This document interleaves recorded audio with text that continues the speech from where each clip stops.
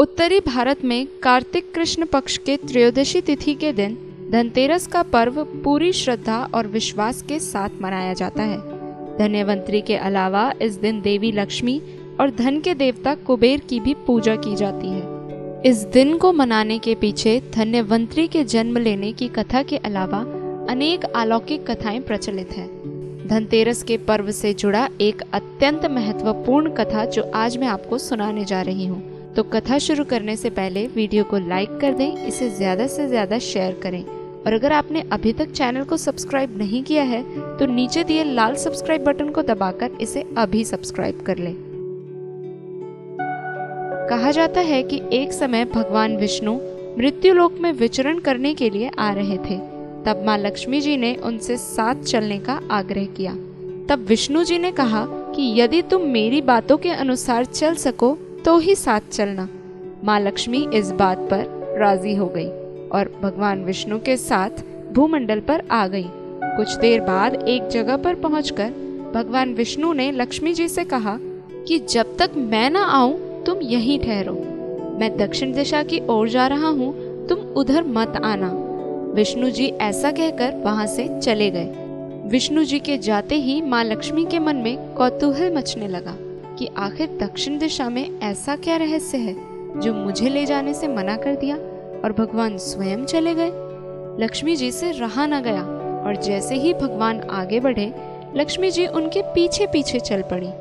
कुछ दूर आगे जाने पर उन्हें सरसों का एक खेत दिखाई दिया जिसमें खूब सुंदर पीले सरसों के फूल लगे थे। सरसों की शोभा देखकर माँ लक्ष्मी मंत्रमुग्ध हो गई और फूल तोड़कर अपना श्रृंगार करने लगी। श्रृंगार करने के बाद आगे जाने पर माँ लक्ष्मी को एक गन्ने का खेत दिखाई दिया। गन्ने की मीठी सुगंध माँ लक्ष्मी को अपनी ओर आकर्षित कर गई। माँ लक्ष्मी ने एक गन्ना तोड़कर उसे चूसना शुरू कर दिया।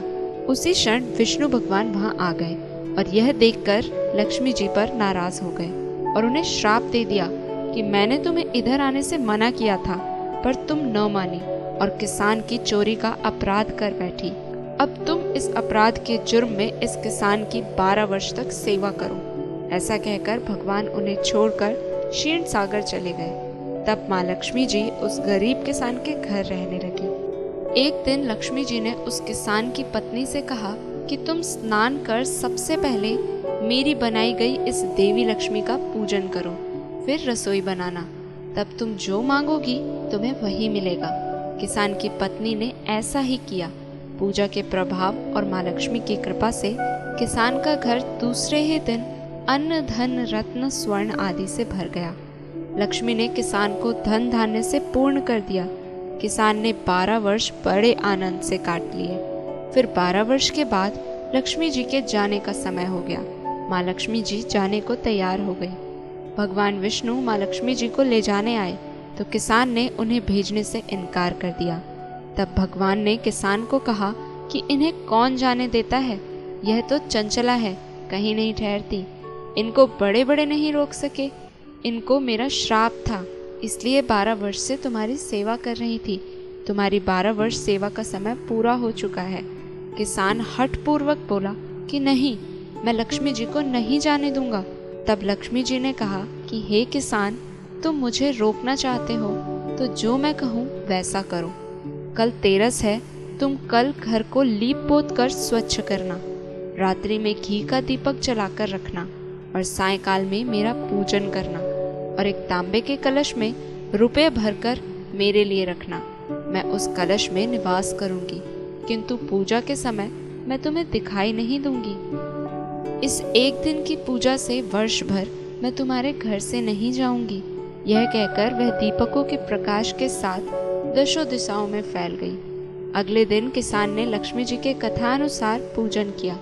उनका घर धन धान्य से पूर्ण हो गया। इसी वजह से हर वर्ष तेरस के दिन माँ लक्ष्मी जी की पूजा की जाती है, ताकि जिस प्रकार माँ लक्ष्मी उस किसान के घर वर्ष भर के लिए निवास करने लगी, उसी प्रकार माँ लक्ष्मी हमारे घर में भी पूरे वर्ष निवास करें और हमारे परिवार को और हमें धन धान्य से परिपूर्ण कर दें। इसी कामना के साथ आप सभी को धनतेरस की हार्दिक शुभकामनाएं। हम माँ लक्ष्मी से प्रार्थना करते हैं, जिस प्रकार माँ लक्ष्मी ने उस किसान के घर 12 वर्षों तक निवास किया और उसके घर परिवार को धन धान्य से भर दिया, उसी प्रकार माँ लक्ष्मी की असीम कृपा हम सब पर बनी रहे।